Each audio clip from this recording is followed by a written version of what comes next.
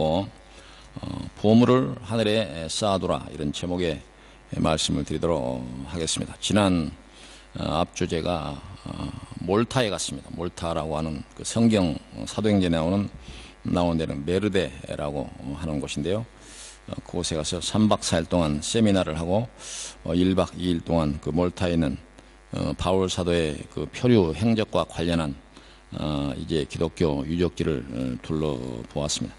사도행전 27장과 28장에는 바울 사도 일행이 그 예루살렘을 떠나서 로마에 이르는 과정에서 풍랑을 만나고 그래서 죽을 고비에서 천신만고 그때 멜리데의 그 섬에 상륙하는 그런 그 기록과 그리고 후에 멜리데에서 추장의 도움을 받고 여러 기력을 회복한 후에 다시 가려고 했던 로마까지 간 그런 모든 내용들이 기록되어 있습니다.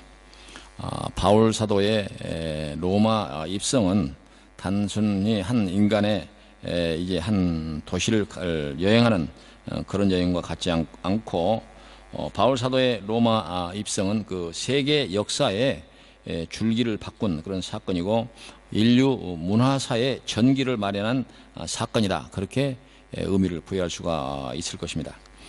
로마는 당시에 세계를 지배한 그런 국가였지만 바울 사도의 로마 입성으로 기독교가 세계의 역사의 주류로 자리를 잡게 되었고, 그 이후에 이 서구 기독교 문명권은 세계 역사를 주도하는, 리드하는 그런 국가군들이 되었습니다. 바로 바울 사도의 이 로마 행위라고 하는 것을 역사적으로 우리가 평가를 하게 되면 그런 의미가 있다. 대단히 중요한 의미가 있다. 그런 말입니다. 여러분들도 기회가 되면 몰타 공화국을 한번 가보시기를 바랍니다. 거기 가면 기독교 유적지도 있을 뿐만 아니라 몰타가 영국의 식민지 생활을 여러 해 했기 때문에 그 전체적으로 분위기가 영국 냄새가 나고 또 자동차가 영국처럼 그 운전대가 오른쪽에 있어요. 그리고 여러 이제 영어 간판 이래서 이제 좀 익숙한 그런 그 느낌도 들고, 또 일반 관광지로도 아주 아름답고 좀 볼만한 것이 많이 있습니다. 기회가 된다면 한번 가 보시기를 권합니다. 제가 지난주 몰타에서 돌아온 후에 우리 교회에서 연합 예배를 드리고 연합 예배를 마치자마자 한국에서 오신 제가 속한 그 교단의 목사님하고 프랑크푸르트에서 오신 목사님들하고 같이 노르웨이 베르겐을 갔다가 지난주 금요일날 오후에 돌아왔습니다. 아마 목격하신 분들은 보셨겠지만 그 네 분 목사님과 사모님들이 우리 예배 마친 후에 우리 밑에서 이렇게 잔치하고 있는 그 시간에 여기 올라와서 자기들끼리 예배를 드리는 모습을 아마 보았을 것입니다. 이제 바로 그분들하고 저하고 베르겐을 올라갔는데, 제가 23년 전 따져보니까 23년 전에 집사람과 베르겐을 한번 다녀온 적이 있는데, 이번에 이제 두 번째 여행인데, 그때 여행하고 이번 여행하고는 사뭇 내용과 그 분위기와 또 느낌이 다른 그런 여행이었습니다. 그때 덴마크에 제가 비자 문제로 좀 좀 어려움을 겪고 있을 때 덴마크 정부가 더 이상 비자를 주지 않겠다. 그래서 변호사를 사서 한참 덴마크 정부와 싸우고 있을 때, 제가 베르겐을 갔다 오면 이제 안 된다, 그렇게 하면 바로 보따리를 싸고 한국으로 가야 되는 그런 상황이기 때문에 베르겐 여행 내내 즐거움보다는 이제 덴마크에 돌아가면 가라 그러면 바로, 그때는 이제 체류 이제 허가 기간이 지난 상황이었기 때문에 그런 상태였습니다. 이제 그때 당시에는 이제 다시 베르겐을 찾을 수도 없을 것이고 마지막 여행이다, 이렇게 생각하고 갔는데 하나님께서 기회 주셔서 이번에 다시 베르겐을 갔다 와서 저에게는 아주 감개무량한 그런 여행이 되었습니다. 그때 당시에는 이제 그런 마음, 조금 썩 즐거운 마음으로 여행하지 않았지만, 이번에는 한국에서 오신 그 교단 목사님이 아주 상당히 큰 교회 목사님이세요. 우리 한국에서 이름자 알면 금방 알 수 있는 그런 큰 교회 목사님이시고, 그러다 보니까 그 목사님은 여행 경비에 대해서 별로 그 스트레스가 없는 분 같아요. 그래서 이번에 상당히 돈이 많이 드는 것 같은데, 돈을 뭐 쫙쫙쫙쫙 긁어대는데, 나중에 그분도 사실 놀래더라고요. 노르웨이 이 비용이 너무 비싸서 처음에는 지가 비싸면 얼마나 비싸겠나 이렇게 하고 하는데, 나중에는 돌아올 무렵에는 싼 어디 식당 없느냐고 자꾸 그래서 나중에 그 프랑크푸르트에서 오신 그 목사님 사모님이 저한테 그런 얘기를 했어요. 목사님이 위대하게 보인다. 어떻게 이 비싼 동네에서 이렇게 버티는지 모르겠다. 그렇게 얘기를 했어요. 저뿐이겠습니까? 덴마크에 사는 우리 성도들도 다 위대한 사람들이죠. 그래서 대부분 여기에서 당신은 어떻게 살아? 하면서 이렇게 비싼 그 물가 비싼 데에 대해서 사는 어려움들을 이렇게 얘기하고 있습니다만은, 어찌됐든 이번 그 여행 중에서는 아주 즐거운 뭐 걱정거리 없이 돈도 내가 낼 필요도 없고, 그래서 비싼 호텔에서 비싼 음식을 먹으면서 즐거운 여행을 하고 돌아왔습니다. 어제 그 한국에서 보험회사 직원이 두 사람이 우리 센터로 찾아왔습니다. 그래서 이제 그 양반들이 찾아온 것은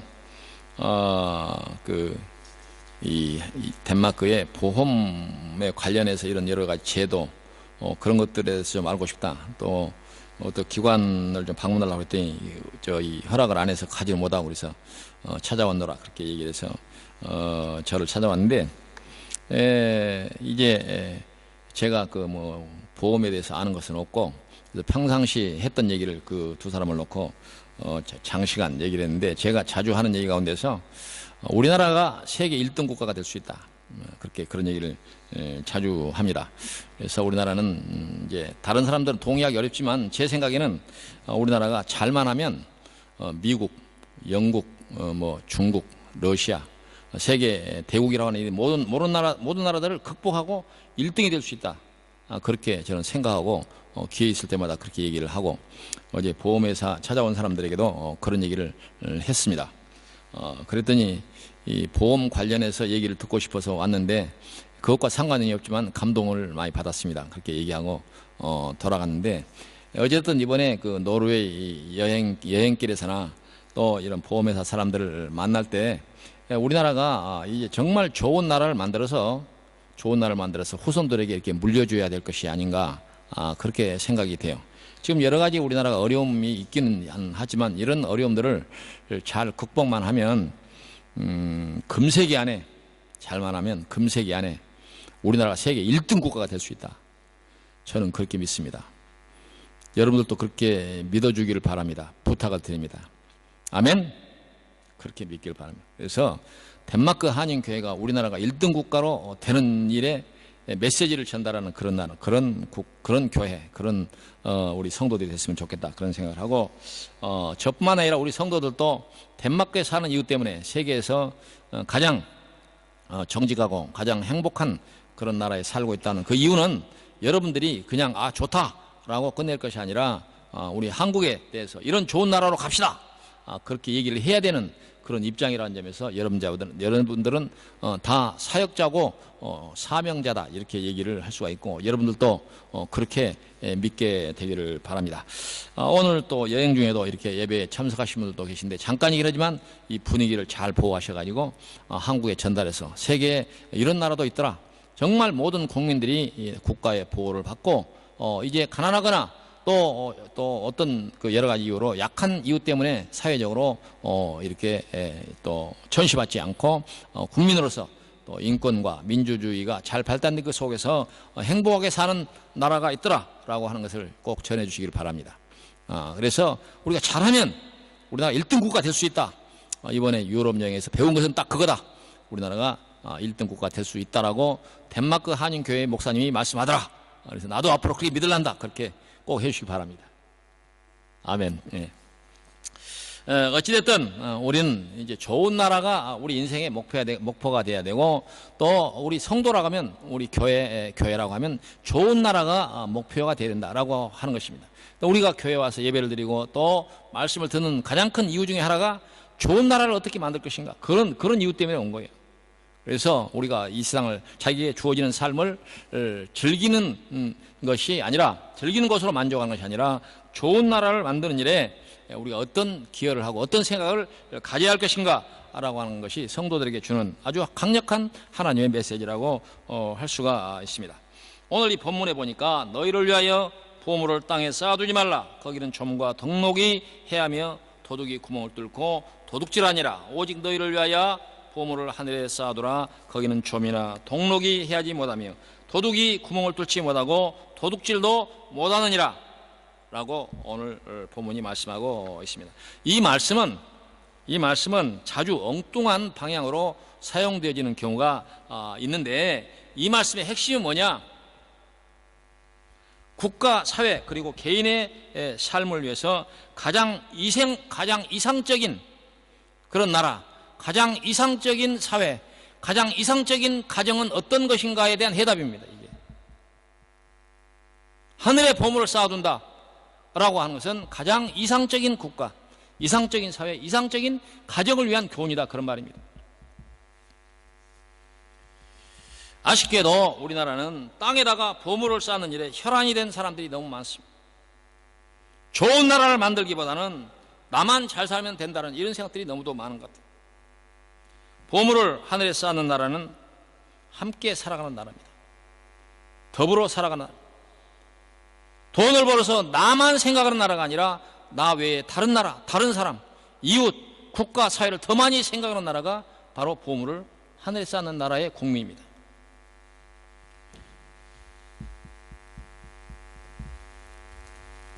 그런데 불행하게도 우리나라 사람들 보면 국가는 나라님들이 시도 때도 없이 국민들을 향해서 보물을 땅에 쌓자고 외쳐댑니다. 학교는 학교대로 날마다 학생들에게 보물을 땅에 쌓는 나라가 되자라고 가르칩니다. 교회와 절, 성당은 그들은 강론을 통해서 보물을 땅에 쌓는 나라가 되자고 교훈을 하고 있습니다. 부모님은 자녀들을 앞에 앉혀놓고 땅에 보물을 쌓으라고 다그칩니다. 어떻게든지 다른 사람보다 네가 더 잘 되라. 세상을 높은 곳에 올라가서 세상을 호령하고 살아라. 이렇게 가르칩니다. 그래서 능력이 되든 능력이 되지 않든 정상이든 비정상이든 온갖 수단과 방법을 동원해서 올라가려고 하고 더 많이 벌려고 하고 군림하려고 하고 그러다 보니까 그 속에서 많은 갈등과 충돌이 있고 그 가운데서 많은 범죄가 일어나고 있지 않습니까? 그런 사회를 우리가 언필칭 황금 만능주의 사회라고 말합니다. 물질 만능주의 사회라고 말을 합니다. 우리나라 그런 나라가 됐습니다. 사람들이 쉽게 얘기합니다. 우리나라는 돈만 있으면 세계에서 제일 좋은 나라다. 그 말이 무슨 말입니까? 그 좋은 나라 아닙니다. 돈이 가장 위력을 발휘하는 나라가 대한민국입니다. 윤리, 도덕, 사람의 됨됨이, 자세 이와 같은 것들이 사회를 지키고 유지하는 그런 질서의 윤리가 아니라 돈이면 다 된다고 하는 것이 우리 사회를 지배하고 있는 윤리 도덕입니다. 돈이 있으면 모든 걸 지배합니다. 그가 윤리적이든 비윤리든 상관없습니다. 돈이 있으면 세상을 지배할 수 있는 사회가 바로 우리나라입니다. 그동안 우리나라 국민들이 교육이든 교회든 국가든 땅에 보물을 쌓자고 노래를 불러왔습니다. 그 결과입니다. 요즘 우리 한국의 미세먼지가 큰 그 문제입니다. 어제 오늘 또 아주 경보를 하고 거의 모든 사람들이 마스크를 하지 않으면 나갈 수 없는 그런 상태입니다. 옛날에는 그 한국에서 그런 그 미세먼지에 대해서 그런 보도도 별로 없었고 몰랐는데 요즘은 더더욱 더 많아진 거예요. 이거 상징적인 것이 모르지만 지금 대통령 선거가 진행되고 있지만 이 미세먼지가 가득하게 되면 시계가 이게 아주 가까워지고 몇 메터 앞에도 볼 수 없는 그런 상황인데 우리나라 그 정치 사회의 시계도 제로에 가깝습니다. 앞을 볼 수가 없습니다. 요즘 대통령 선거에 저마다 좋은 나라를 만들겠다고 모든 국민들 앞에서 호소를 하고 있지만, 제가 보기에는 어떤 대통령 후보도 보물을 하늘에 쌓자고 외치는 대통령 후보가 단 한 사람도 없습니다. 보물을 땅에 쌓자고 외칩니다. 왜 그렇습니까? 보물을 땅에 쌓는 일만 좋아하는 사람들이 가득하기 때문에 그렇습니다. 그 사람들이 잘못돼서가 아니라, 전국에 하늘에 보물을 쌓자고 얘기하면 표가 안 나옵니다.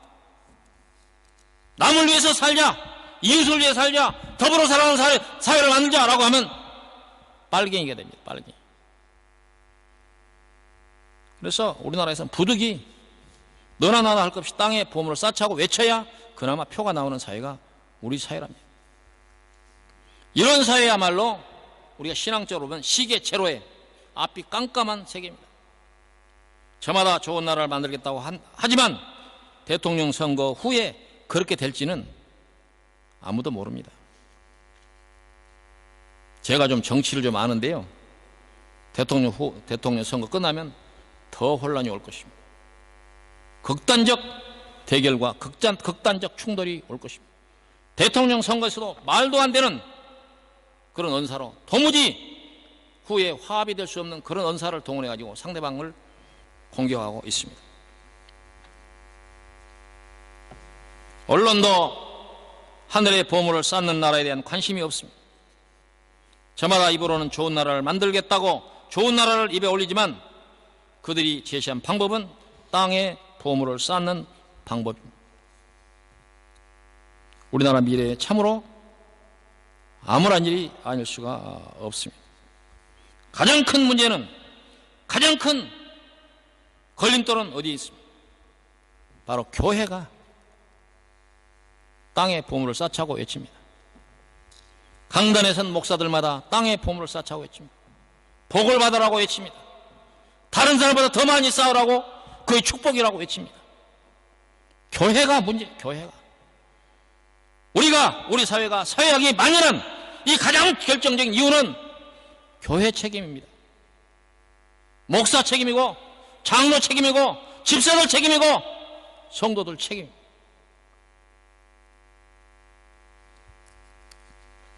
그렇지 않습니까? 물론 다른 종교에도 책임이 있지만 우리 한국에는 기독교가 제일 셉니다. 숫자도 많고 제일 세고 숫자 많은 곳에 책임이 있는 거 아닙니까? 몇 명 되지 않는 사람들 너희들이 우리나라 모든 되어지는 일에 책임져라, 그렇게 할 수 있습니까? 기독교가 가장 강력한 그런 힘을 갖고 있는 나라이기 때문에 교회가 책임져야 될 것입니다. 아닙니까? 요즘 우리 한국교회는 정치적으로 힘을 많이 씁니다. 정치적으로 많이 써요. 그리고 큰 교회는 성도들이 많다 보니까 요새 정치하는 사람마다 교회에 잘 보이려고 애를 씁니다. 이번에 왔다 가신 그 목사님도 큰 교회입니다. 큰 교회. 그래서 지금 정치권에서 지금 대통령 후보 비서실장을 하는 사람하고 이렇게 카톡으로 이렇게 하는 내용을 저한테 보여주더라고요. 그 사람이 믿는 사람입니까? 그 얘기에 대해서는 답이 없는데, 이 정치권에 지금 힘쓰는 사람들이 큰 교회마다 어떻게 이 라인을 만들어 가지고, 그래서 그 목사님이 저에게, 목사님을 그 사람에게 소개해 드릴까요? 소개해 달라고 그랬습니다. 나를 소개해 주면 내가 우리나라가 좋은 나라로 가는 방향을 내가 얘기해 주겠다. 그렇게 얘기를 했습니다. 물론 농담이지만 어찌됐든 그렇습니다.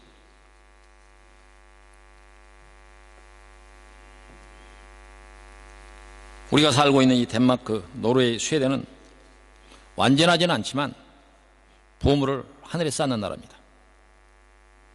덴마크를 예로 들면 덴마크는 평균 50%의 직접세를 냅니다. 25%의 부가가치세를 냅니다. 100만 원을 벌면 절반 이상을 남이 쓰고 적은 부분을 자기가 씁니다. 이런 나라가 보물을 하늘에 쌓는 나라입니다. 스웨덴, 노르웨이가 그렇습니다. 세계 최고 수준의 복지국가라는 것이 바로 그런 것입니다. 우리나라는 대략 세금성, 이 세금과 뭐 이런 그 같은 성격의 돈을 한 사람이 약 20% 내외의 세금을 냅니다. 벌어서 자기들이 많이 쓰고 나라에 기여를 하는 부분은 20% 내외입니다. 그런 나라는 좋은 나라가 될 수가 없습니다. 이런 나라에 희망이 있습니다. 성경적이고 하나님께서 우리에게 주시는 그 교훈을 실천하는 나라, 그런 나라가 국민들이 행복하고 국민들이 이런 여러 사회학에 시달리지 않고 즐겁고 기쁘게 살아가는 거 아닙니까? 돈만 많으면 좋은 나라 되는 것입니까? 세계에서 몇 등 되면 좋은 나라가 되는 것입니까? 이런 때 정치적 격변기에 우리나라를 좋은 나라로 만들자고 외치는 사람이 없습니다. 어디 가나 돈 타령, 어디 가나 경제 타령, 어디 가나 무역 타령.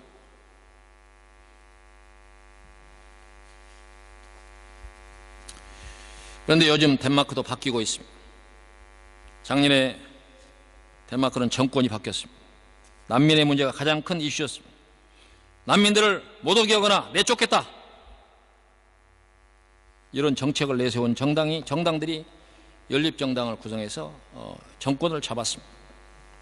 물론 국가가 감당할 수 없을 만큼 많은 난민이 유입이 되는 것이 원인이겠지만, 어쨌든 덴마크와 유럽은 옛날에 비해서 난민 문제에 대해서 비우호적인 그런 정책을 속속 채택하고 있고, 그런 이유 때문에 영국은 브렉시트를 가결해서 탈퇴를 하겠다고 하고, 프랑스는 지금 대통령 결선 투표를 앞두고 있는데 거기도 난민 문제가 이슈입니다. 크게 보면 난민의 문제는 그들 스스로 만든 상황이 아닙니다. 힘과 돈에 의한 세계의 질서를 추구해온 강대국들이 만든 그런 프레임이라고 할 수가 있습니다. 따라서 유엔과 세계 국가들은 이 난민의 문제를 그들 자신들의 문제로 볼 것이 아니라 인류 공동의 문제라고 하는 인식을 가져야 됩니다. 책임감을 가져야 됩니다. 그것이 바로 보물을 하늘에 쌓는 사람들이 취해야 할 행동입니다. 세계는 서구 기독교 문명권이라고 말하는 이 국가군들이 리더를 하고 있습니다. 그들은 기독교 성경을 윤리로, 성경을 바탕으로 세워진 나라들입니다. 이제 그 기독교 국가들이 보물을 하늘에 쌓아두는, 보물을 하늘에 쌓는 그런 일을 앞장서서 해 나가야 합니다. 가난의 문제, 질병의 문제, 전쟁과 분쟁, 테러의 문제, 이 모든 문제를 이제 돈 많은 나라들이 책임지고 해결해야 됩니다. 인류가 공동으로 이 문제에 대해서 책임의식을 갖고 해결해야 할 과제라고 할 수가 있습니다. 어떤 경우라고 하더라도 모든 사람들은 그가 힘이 있든 없든, 돈이 있든 없든, 많이 배웠든 적게 배웠든 하나님 앞에서는 천하보다 귀한 사람이라고 하는, 귀한 생명이라고 하는 그 인식을 가지고 배려하고 끌어안고 함께 문제를 풀어나가는 것이 기독교 국가가 해야 할 일입니다. 다른 종교도 해야겠지만 우리는 기독교 국가가 책임감, 세계를 리드하는 그런 형편이기 때문에 기독교 국가가 해야 됩니다. 우리나라도 기독교가 가장 큰 힘을 발휘하는 그런 사회라고 한다면 우리나라도 기독교인들이 앞장서서 좋은 나라를 만들기 위해서 보물을 하늘에 쌓아두자. 그래서 힘없고 능력없는 사람도 더불어 살아가는 그런 세상을 만들자고 외쳐야 할 것입니다. 목사님들의 메시지가 바뀌어야 됩니다.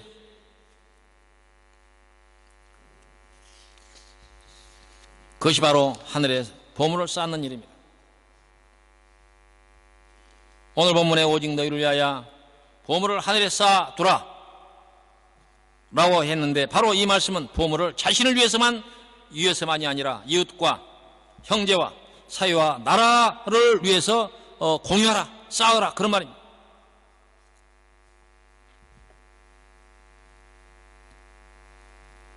남을 위해서 더 많이 기여하는 그런 나라는 하늘에 보물을 쌓는 나라입니다. 나를 위해서 더 많은 것을 쌓는 나라는 땅에 보물을 쌓는 나라이고 성도입니다. 스스로 생각해 보기를 바랍니다. 열심히 일을 해서 나 자신만 살겠다고 하는 사람은 땅에 보물을 쌓는 사람입니다. 열심히 일해서 국가와 사회를 위해서 기여하겠다, 기여한다 라고 하는 사람들은 보물을 하늘에 쌓는 사람입니다. 어떤 교회는 이 교훈을, 교회 헌금을 많이 내라고 할 때 이 말씀을 인용하는 경우가 있습니다. 교회 건축하고 교육관 짓고 기도원 세우고 그런 일을 하면서 이 성경을 인용합니다. 저도 그런 예를 많이 들어봤어요. 교회가 사회적인 그리고 국가적인 일에 적극 참여하고 나누는 일에 열심을 낸다면 그렇게 가르치는 것이 마땅할 수 있지만, 건물 세우고 또 건물 세우고 또 건물 세우는 일에 수백억씩 드리는 이런 교회는 성도들에게 만약에 이 본문을 인용했다면 하나님을 속이고 교회를 속이고 성도를 속이는 일입니다. 그런 본문과 전혀 다른 말입니다. 보물을 하늘에 쌓아두는 일은 우리가 좋은 나라, 나만이 아니라 더불어 살아가는 사회, 하나님께서 말씀하시는 공의가 강수같이 흐르는 그런 사회, 사랑이 넘치는 사회, 그런 사회를 위해서 우리가 기여하는 일에 최선을 다하는 그런 사회, 그런 교회, 그런 성도가 바로 하늘의 보물을 쌓는 성도이고 교회이고 나라가 되는 것입니다. 5월은 가정의 달입니다. 오늘은 어린이 주일로 지키는 날입니다. 내일은 어버이날이고 다음 주일은 어버이 주일입니다. 그래서 5월은 가정의 달이라고 합니다. 어린이와 부모로 이루어진 가정은 천국의 모형입니다. 하나님께서 그 모형을 만들어 주셨습니다. 그 모형이 지금 깨지고 있습니다.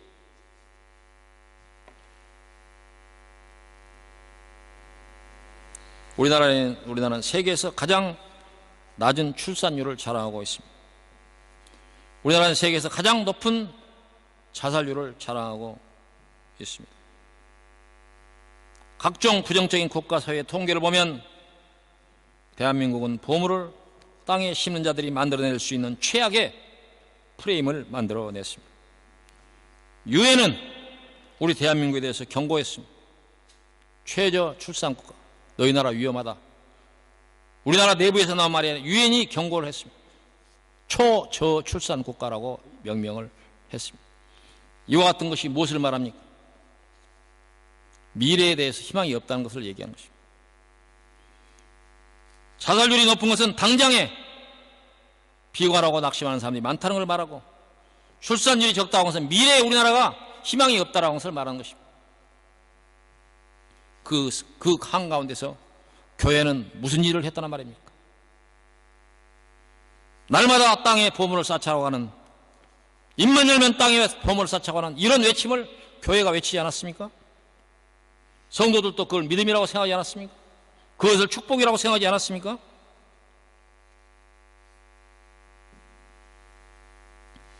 경제성장 지표도 올라가고 국민소득도 올라가고 돈만 있으면 뭐든지 할 수 있는 나라가 되었는데 왜 자녀를 낳는 일을 포기할꼬? 왜 자살률은 높아가는 것이냐?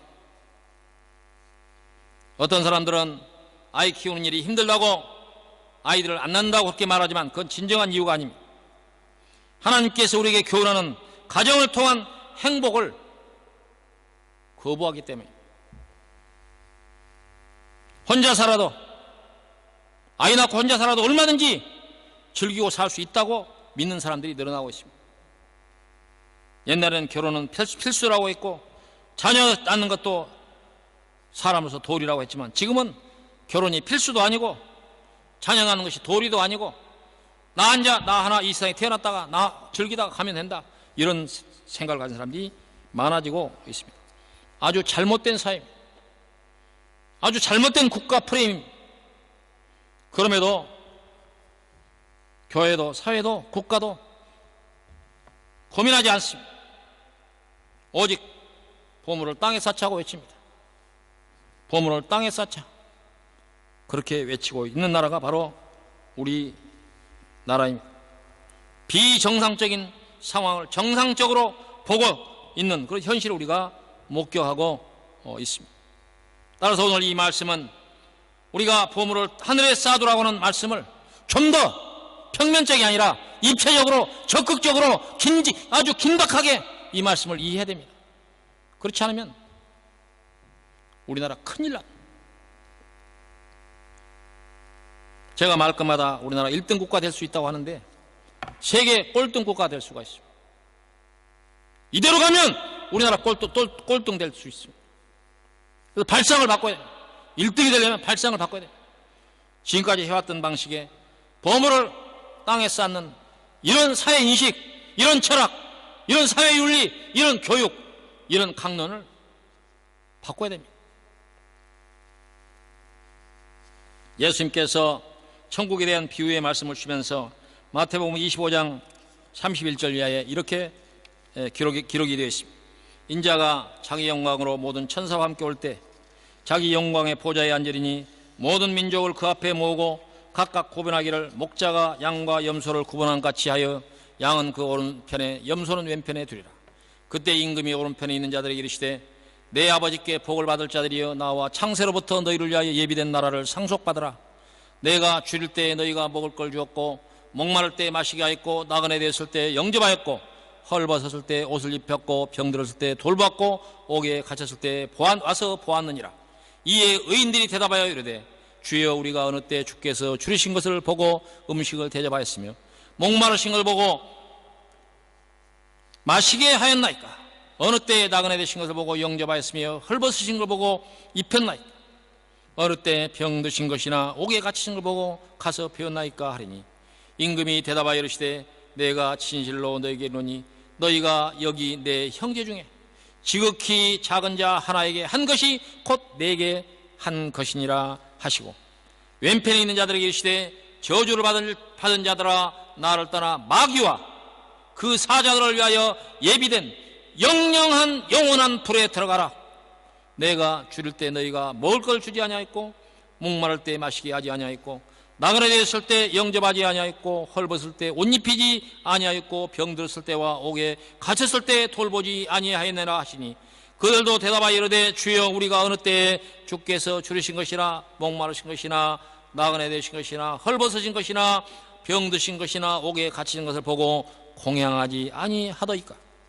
이에 임금이 대답하여 이르시되 내가 진실로 너에게 이르노니 이 지극히 작은 자 하나에게 하지 아니한 것이 곧 내게 하지 아니한 것이라 하시리니 그들은 영벌에 의인들은 영생에 들어가리라 하시니라.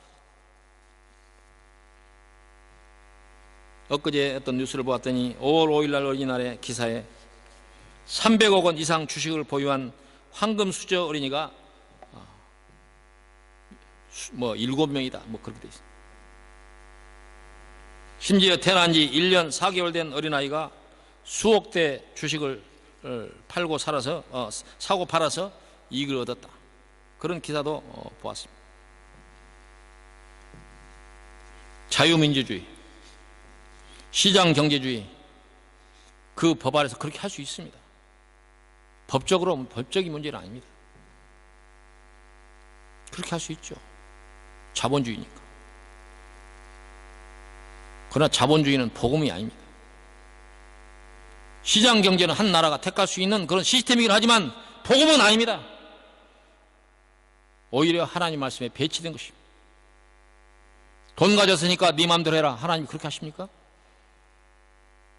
방금 읽었던 마태복음이 뭐라고 그랬습니까? 가난한 자, 약한 자 이런 사람들과 더불어 살도록 교훈하지 않았습니까? 돈 있다고 자기 마음대로 하도록 그렇게 하나님은 허락하지 않았습니다. 세상 법은 그걸 허락했지만 할 수 있을지 모르지만 하나님은 그걸 허락하지 않습니다. 하나님은 그런 사람들 영원한 벌에 들어가라 그렇게 말합니다. 영원한 벌에. 자기 자식을 위해서 300억씩 주식 투자하는 사람이 어려운 사람도 돌보겠습니까?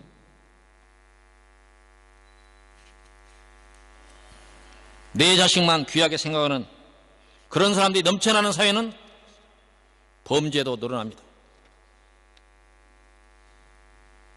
없는 사람도 살아야 할 거 아니에요?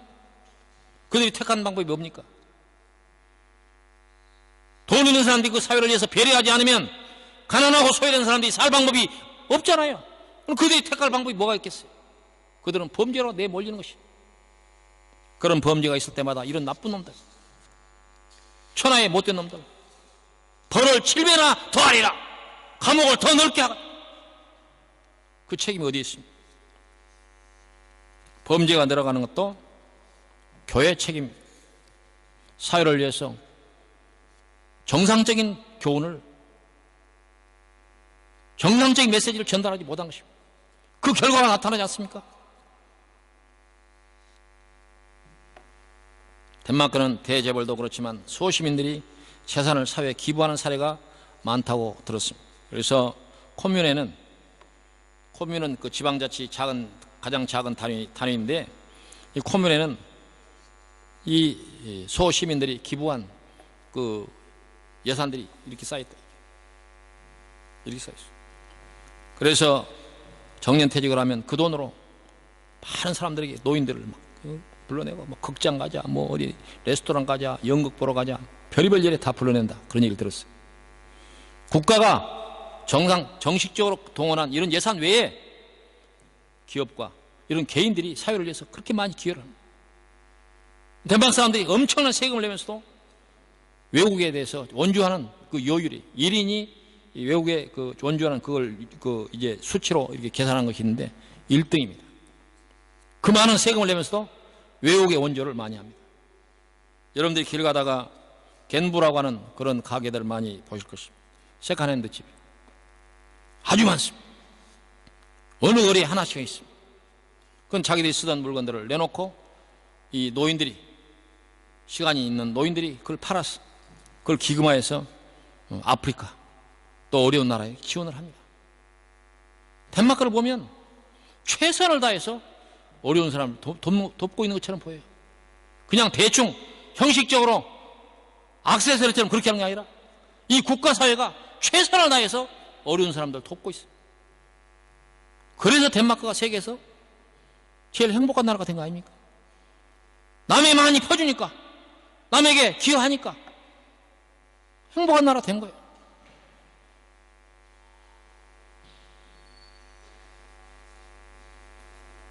그것은 돈 이전에 인간을 깊이 이해하는 그런 마음이 있기 때문에, 그리고 성경의 교훈을 이해하고 있다고 믿고 싶습니다.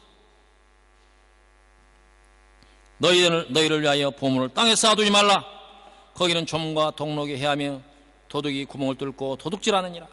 오직 너희를 위하여 보물을 하늘에 쌓아두라. 거기는 좀이나 동록이 해하지 못하며 도둑이 구멍을 뚫지도 못하고 도둑질도 못하느니라. 내 보물이 있는 그곳에는 내 마음도 있느니라. 사랑하는 성도 여러분, 우리나라 사회 지도층들에게 좋은 사회를 기대하지 마십시오. 지금까지 수십 년, 수백 년 지켜왔지만 사회 지도층 인사들이 좋은 나라를 위해서 최선을 다한 모습을 보지를 못했습니다. 당연히 그들이 해야 되는데 못했어요. 지금 대통령 후보에 나온 15사람에게 기대하지 마십시오. 여러분들이 하십시오. 멀리 나와서 먼 데 있는 사람들을 돌보라는 얘기 아닙니다. 가까운 곳에서, 주변에서, 이웃에게, 형제에게 그들의 어려움을 내가 감당하고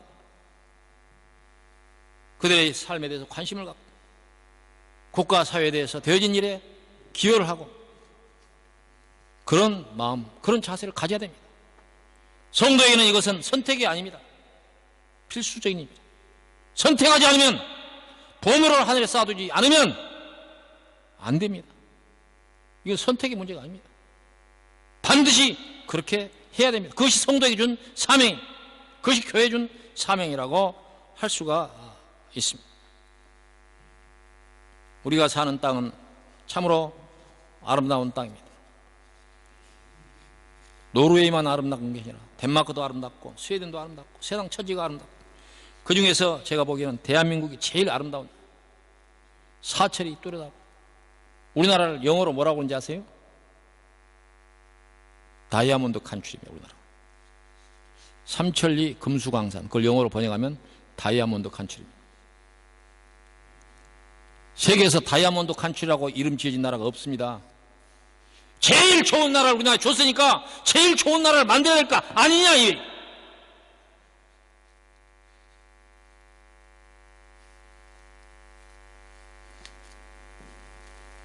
우리나라에 하나님께서 세계에서 제일 아름다운 땅, 제일 좋은 나라를 주셨으니까 제일 좋은 나라를 만들 사명이 우리나라에 있는 줄로 믿습니다. 바로 좋은 나라를 만들려고 하는 그런 마음이 보물을 하늘에 쌓아두는 마음이고, 나만 살겠다고 하는 그런 마음은 땅에 보물을 쌓는 사람들의 자세고 마음이라고 할 수가 있습니다. 우리 덴마크 한인교회 성도들, 어떻게 하든 좋은 나라가 되는 일에 힘을 합해 주십시오. 돈과 권력의 힘으로 무장한 그런 나라 사람들이 아니라 사랑과 배려, 이웃을 생각하는 그런 나라. 그래서 대한민국이 세계에서 가장, 덴마크를 뛰어넘어서 가장 행복한 그런 나라가 되었습니다. 어떤 면으로나 세계에서 1등 국가 되는 그런 일에 기여하는 우리 덴마크 한인교회 성도들, 그리고 이 동영상을 보고 있는 대한민국에 있는 성도들, 우리나라를 1등 국가로 많은 일에 특별히 성도들이 기여해 주시기를 바랍니다. 기도하십시다. 고맙고 감사하신 여호와 아버지 하나님, 하나님께서는 우리에게 너무 아름답고 너무 소중하고 너무 귀한 것들을 주셨는데, 이 아름다운 땅에 살면서 땅에 보물을 쌓고 자기만을 위해서 최선을 다하고 사회 어려움에 대해서 돌보지 아니하고 그런 마음을 갖지 않도록 주께서 저희들의 마음을 주장하여 주시옵소서.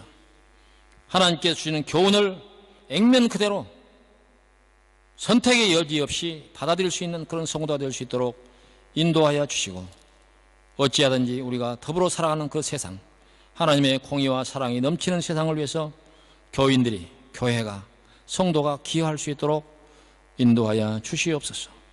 감사를 돌렸고 예수님의 이름으로 기도하옵나이다. 아멘.